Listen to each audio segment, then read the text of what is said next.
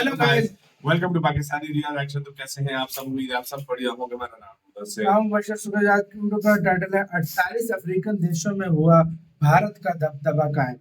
मतलब भारत का दबदबा अफ्रीकन यूनियन अफ्रीका के 48 देशों के अंदर फुल तौर पर कायम हो चुका है, क्योंकि भारत ने वर्ल्ड फोरम पे उनके लिए बहुत बातें की हैं। हाँ, उनकी बहुत मदद का बोला है, कभी G20 में शामिल करने का बोला है, यूएनएससी की परमानेंट सीट का बोला है। तो जानते हैं, देखते हैं, बाकी की बातें करेंगे बाद में। तो स्टार्ट।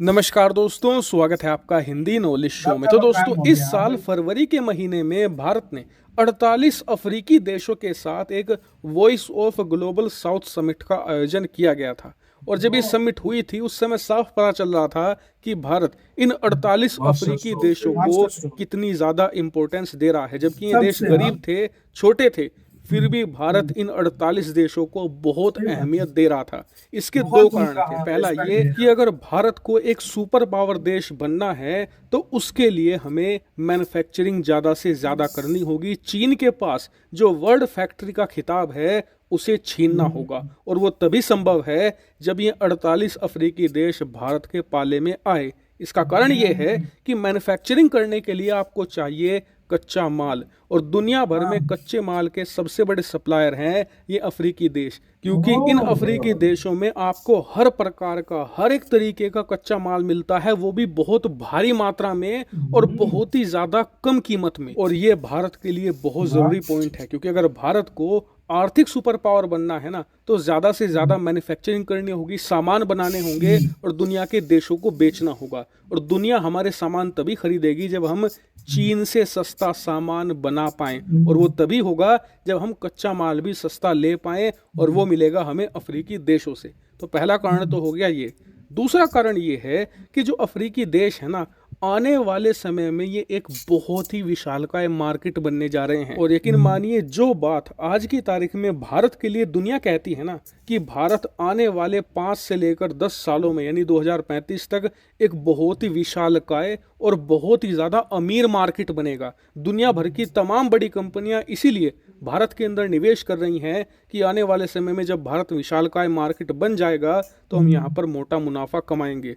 2035 के बाद जब भारत की मार्केट पूरी तरीके से एक्सप्लोर हो चुकी होगी और हम दुनिया की तीसरी सबसे बड़ी अर्थव्यवस्था बन चुके होंगे ना, उस समय आप देखिएगा 2035 के बाद सेम ये बातें जो भारत के लिए कही जाती हैं यही अफ्रीका के इन 48 देशों के लिए कही जाएंगी कि ये आने वाले समय में बड़ी मार्केट है। और उस टाइम पर जाकर अगर भारत को नंबर 3 की पोजीशन से हटकर नंबर 2 या नंबर 1 पर आकर दुनिया की सबसे बड़ी अर्थव्यवस्था बनना होगा तो हमें चाहिए होगी अफ्रीकी मार्केट। क्योंकि आने वाले 15 सालों के बाद जिसके पास अफ्रीकी मार्केट का एक्सेस ज्यादा होगा वही नंबर 1 अर्थव्यवस्था बनेगी पूरी दुनिया की। और इसी बात को देखते हुए अब भारत ने एक लंबे समय की चाल चल दी है। दरअसल आप अपनी स्क्रीन पर देखिए, भारत अब पूरे अफ्रीकी महाद्वीप का दूसरा सबसे बड़ा क्रेडिट प्रोवाइडर बन चुका है। यानी कि हम पूरे अफ्रीकी महाद्वीप में लोन देने के मामले में सेकंड पोजीशन पर आ चुके हैं। पहले पर ओब्वियसली चाइना है, लेकिन दूसरा पोजीशन भारत ने अमेरिका और पूरे यूरोपियन यूनियन को हराकर दूसरा पोजीशन हासिल कर लिया है। और सबसे इंपॉर्टेंट बात यह है कि चीन नंबर 1 पर इसलिए है क्योंकि चीन पिछले 20 सालों से लोन बांट रहा है। लेकिन अगर आप पिछले 2-3 सालों का आंकड़ा उठाकर देखो तो अफ्रीका का कोई भी देश चीनी लोन लेने को तैयार नहीं है, क्योंकि चीन के जो एक्सेप्टेंस है अफ्रीकी सोसाइटी में वो बहुत ही ज्यादा कम हुई है। वहीं अफ्रीकी देशों में लोन लेने के मामले में भारत सबसे पॉपुलर डेस्टिनेशन बनकर उभरा है, क्योंकि भारत जो लोन देता है उसकी ब्याज दर बहुत कम होती है। और सबसे इंपॉर्टेंट बात, भारत अफ्रीकी नागरिकों का पेट नहीं काटता। वो कैसे? दरअसल भारत ने पिछले कुछ सालों के अंदर ही करीबन $12.5 बिलियन के इंफ्रास्ट्रक्चर लोन दिए हैं क्रेडिट लाइन के तहत, जिससे कि अलग अलग इंफ्रास्ट्रक्चर प्रोजेक्ट अफ्रीका के लगभग 42 अलग देशों में चलाए गए हैं, जिससे कि डैम बने हैं, सड़कें बनी हैं, पुल बने हैं। लेकिन इन्हें बनाने के लिए जो मजदूर थे वो अफ्रीकी थे, जो इंजीनियर थे वो भी ज्यादातर अफ्रीकी थे, और इन्होंने खुद अपने यहाँ पर सारा का सारा इंफ्रास्ट्रक्चर प्रोजेक्ट बनाया है।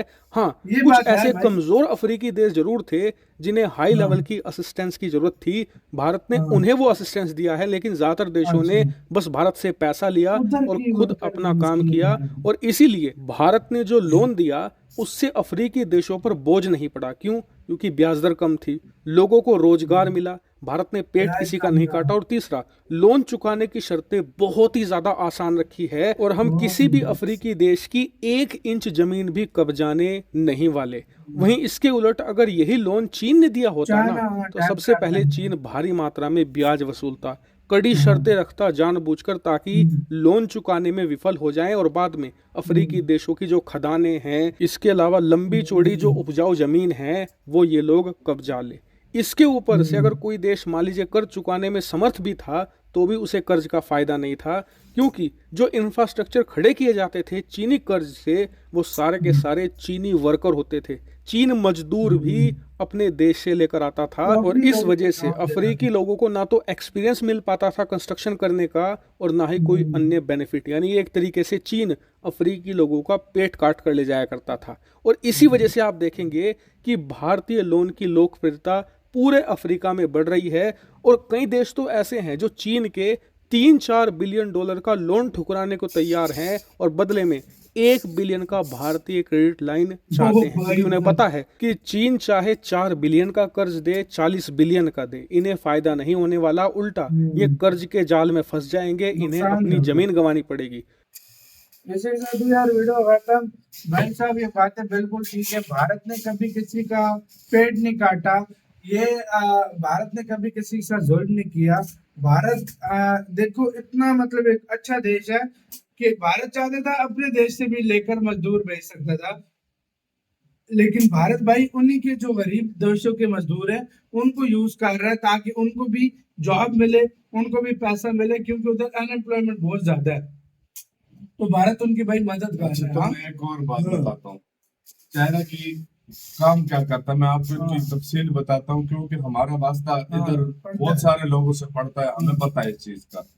पता है वो पहला काम क्या करते हैं? पहला काम करते हैं कि जो भी बड़े इंजीनियर्स हैं या जो भी वर्कर हैं वो मंगवाते हैं चाइना से। सही बात है। दूसरी मेन बात जो ये है कि वो मटेरियल भी मंगवाते हैं चाइना से। ये हकीकत मैं आपको हाँ। बता रहा हूँ, वो अपना मटेरियल भी चाइना से मंगवाते हैं। उनका मैं कहता हूँ नट बोल्ट तक चाइना से चाइना से आता आता है, है। इधर तो ठीक कुछ है, नहीं इधर का क्यों वो इंडस्ट्री वगैरह नहीं चलती, कुछ भी नहीं चलता भाई। इधर जो भी हमारा है वो न सब चलाने कुछ वाला आता है सबसे चाइना बड़ा से। तो चाइना है। चाइना से भाई, सब हाँ। कुछ आता है। अच्छा, सबसे बड़ी बात यह है कि उसके बाद ऊपर जो ब्याज होता है वो हाँ। भी वो दबा के लेता है। सही बात है। उसके बाद एहसान भी चढ़ा देता है। एहसान भी चढ़ाता है। हाँ। उसके बाद फिर इनको सिक्योरिटी भी टाइट किस्म की हाँ। दो, फिर उसको हर किस्म के सब कुछ हाँ। करके दो।